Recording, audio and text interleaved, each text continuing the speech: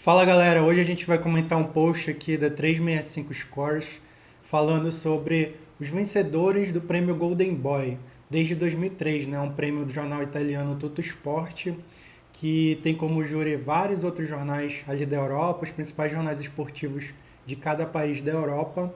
E eu vou colocar aqui para vocês o post. Aqui eles fazem um ranking, né, dos melhores e dos piores vencedores do prêmio e como eles se comportaram ao longo da carreira deles.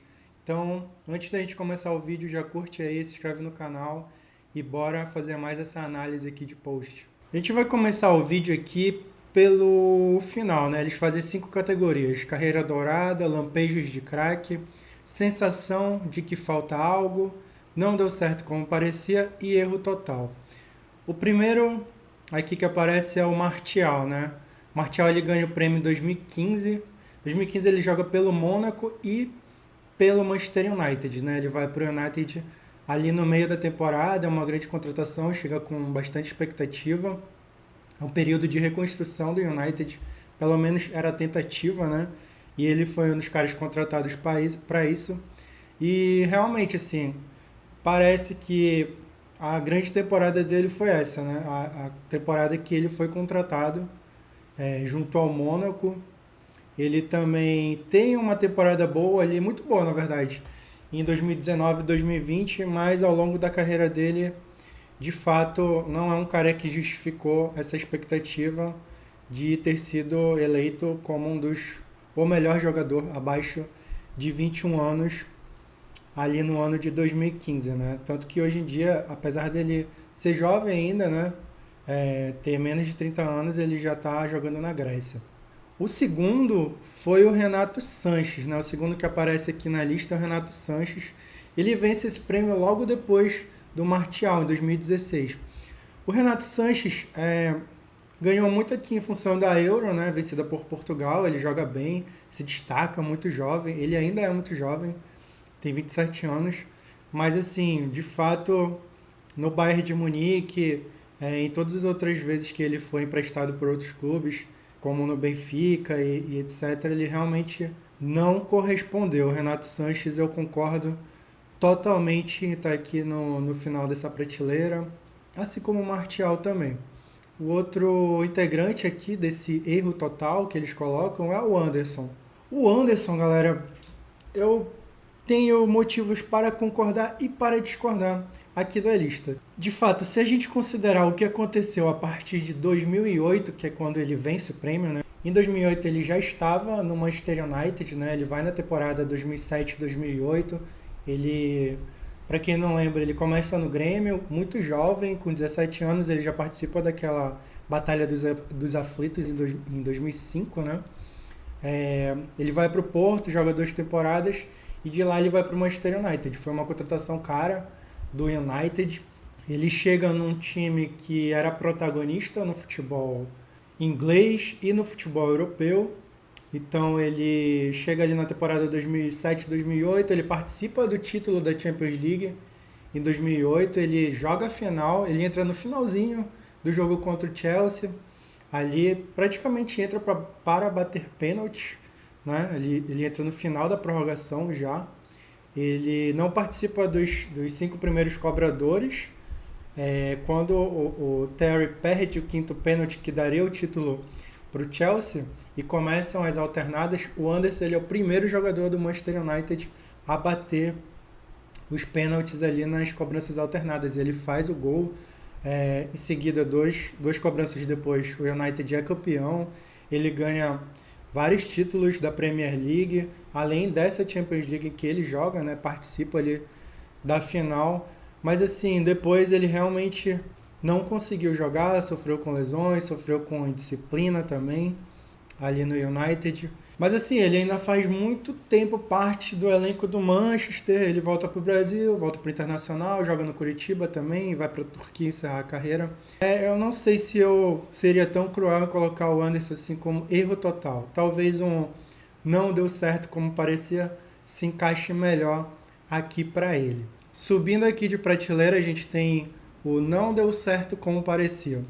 Primeiro, a gente tem aqui dois nomes, né? Primeiro o Pato e o Balotelli, que venceram aí em 2009 e o Balotelli em 2010, o Pato em 2009 e o Balotelli em 2010. A gente tem dois caras que realmente a gente pode colocar que o não deu certo como parecia porque a expectativa era muito alta, né? Dois jogadores do futebol italiano ali, o Pato no Milan, o Balotelli na Inter. O Pato ele joga muito bem ainda no Milan, ele consegue números expressivos e atuações impressionantes ali. O Pato ele claramente não chegou aonde ele parecia chegar, que é o que diz aqui na categoria por conta das lesões, tá? Aí ele volta ainda para o Brasil, no Corinthians ele não consegue entregar o que se esperava dele, mas no São Paulo ele joga muito bem, ele tem uma temporada de artilheiro ali em 2015 com 26 gols. O Balotelli, a questão de lesões não foi o problema dele, mas problemas de foco mesmo, de disciplina e de objetivos de carreira ali, de estar centrado no futebol. Mas eu concordo que, infelizmente mesmo, esses dois caras não deram certo como parecia, porque o potencial de ambos, especialmente do Pato, né, pra gente, no futebol brasileiro, que carecia tanto de um centroavante como ele, não corresponderam às expectativas. Esses dois caras aqui, galera, o De Ligt, que ganhou em 2018, o zagueiro, e o João Félix, que ganhou em 2019, eles são muito jovens ainda, né? Eles são jogadores de 25 anos. Então, assim, dá pra ficar aqui nessa prateleira, mas em algum momento da carreira deles, quem sabe, eles podem subir um pouquinho mais aqui. Subindo aqui mais uma prateleira, a gente tem a sensação de que falta algo. Nós temos dois jogadores aqui do Barcelona, né? O Pedri e o Gavi. Assim, sinceramente, falta tempo, né? Para esses dois caras não tem como a gente analisar. O Pedri tem 22 anos, o Gavi tem 20. São jogadores que ganharam recentemente, né? Em 2021 e 2022 o prêmio. Então, assim, eu não tenho o que falar muito desses caras porque o que falta para eles é tempo. Provavelmente serão titulares aí por bastante tempo pelo Barcelona e vão poder ainda escrever praticamente toda a carreira deles. O Van der Vaart, ele foi o primeiro vencedor, tá? Em 2003, quando ele estava no Ajax ainda. Ele foi bem no Ajax, ele foi bem na Alemanha, ele foi para o Real Madrid, não foi tão bem no Real Madrid, mas no Tottenham ele conseguiu entregar futebol. Talvez por ser um atacante holandês, esperava-se mais protagonismo no futebol mundial por parte dele, principalmente no Real Madrid, né? Faz sentido ele estar aqui nessa categoria. Talvez seja um dos jogadores que a gente pode cravar ali com mais segurança, até porque ele já encerrou. O Mario Götze, ele só existe um argumento para ele estar nessa sensação de que falta algo e não numa categoria abaixo, que é, por exemplo, não deu certo como parecia. É mais a cara dele isso aqui. Que é o gol na final da Copa do Mundo, né? Ele vai viver para sempre com esse prêmio e é um fato que eleva muito a discussão sobre ele, porque entregar futebol mesmo, apesar de ter feito temporadas regulares ainda no Bayern de Munique, mas para mim é um jogador total, assim, não deu certo como parecia. O único argumento que a gente pode colocar aqui é o fato dele ter feito o gol na final da Copa, que é um argumento muito forte, a gente tem que convir. Um cara que eu discordo totalmente é o Sterling, tá? Sensação de que falta algo. Sinceramente, eu acho que, mais uma vez, o histórico de perseguição aqui contra o Sterling se fazendo presente. O cara entregou sempre futebol, né? Fez muitos gols no Liverpool, jogou muito bem no Manchester City. Para mim, ele correspondeu ao que se esperava da carreira dele. Não vejo nada assim. Não acho que ele teve uma carreira dourada também, como alguns desses outros que a gente vai ver mais pra frente. Mas assim, não sinto que falta nada na carreira do Sterling, não. E é isso. Bora pra próxima prateleira agora. Aqui a gente tem a categoria com o pior nome, né? Porque não faz sentido nenhum para alguns estarem sendo colocados como numa prateleira de lampejos de craque, né? O Haaland, ele ganha o prêmio ali em 2020, no primeiro ano dele no Dortmund, que já é um ano absurdo, na qual ele demonstra ter muito mais do que lampejos de craque. A gente pode até não achar O Haaland é um primor técnico, assim, mas a eficácia dele, a eficiência, ainda aos 24 anos, provavelmente vai se tornar ali um dos maiores artilheiros da história do Manchester City. Para mim não faz sentido ele ser rotulado como um cara de lampejos de craque. Muito menos esse outro aqui, o Jude Bellingham, que ganhou o prêmio 2023. Assim, já é campeão da Champions, já foi cogitado para ser bola de ouro.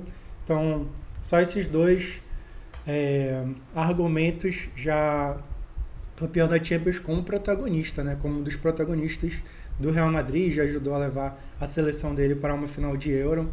É um cara que também já deu muito mais do que lampejos de craque, assim como este outro cara aqui. Pogba, ele poderia estar muito mais aqui no não deu certo como parecia do que lampejos de craque, porque ele era craque. Quando ele ganha o prêmio aqui na Juve em 2013, ele era talvez o melhor meio-campista do mundo, né? Campeão mundial com a seleção da França em 2018. Realmente, no United ele não consegue jogar bem, né? Teve lesões, problemas com o técnico, envolvimento com doping, mas assim, lampejos de craque já não cabe aqui pro Pogba. Ele foi craque sim, se ele depois desistiu de jogar futebol por quaisquer motivos que sejam, é uma coisa que a gente pode comentar, mas ele era craque. O Isco é um jogador muito, talvez, subvalorizado a capacidade técnica dele, porque ele fez parte de um Real Madrid extremamente vencedor e com muitos craques, né? Cristiano Ronaldo, Benzema, o trio de meio-campistas, o Modric, o Casemiro e o Toni Kroos ofuscavam muito a capacidade técnica e o brilho desse cara aqui que ganhou o Golden Boy em 2012. Mas assim, o Isco jogava muita bola. Outro jogador aqui da lista é o Lamine Yamal, né? Na verdade, essa lista deveria ter uma outra prateleira aqui, intermediária, talvez com outro nome, falando dos jogadores que ainda tem muito tempo, né? Para mostrar o seu futebol, porque o Yamal não combina com lampejos de craque.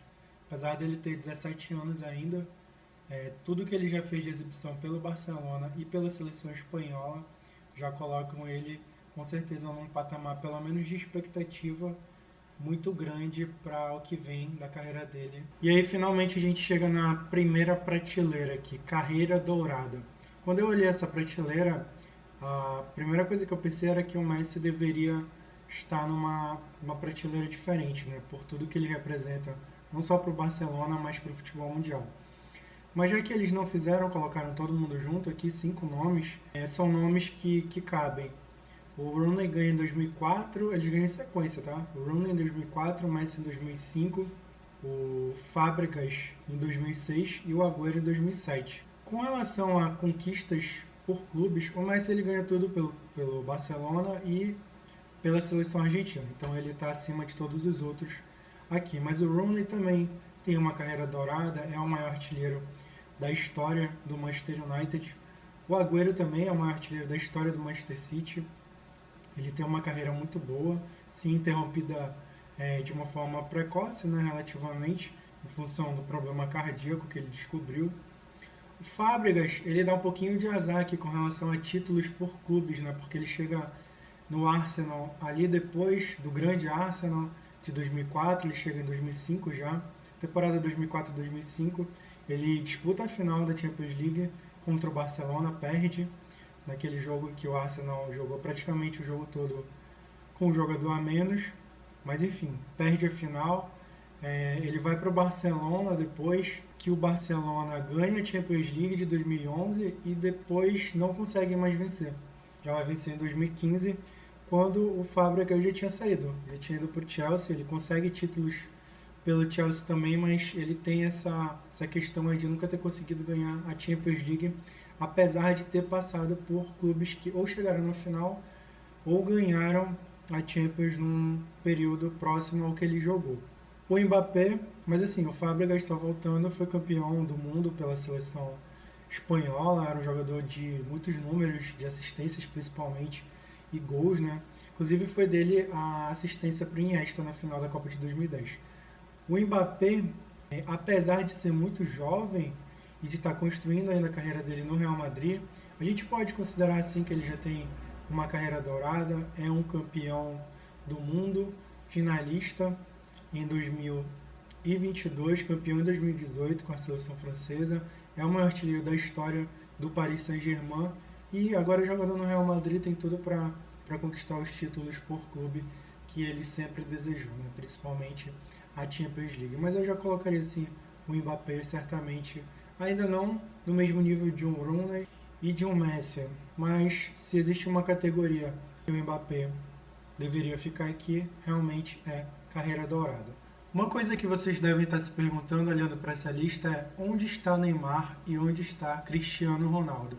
O Neymar, ele não vence o Golden Boy, porque, como eu disse no começo, é um prêmio dado para jogadores de todos os países, porém que atuem no futebol europeu.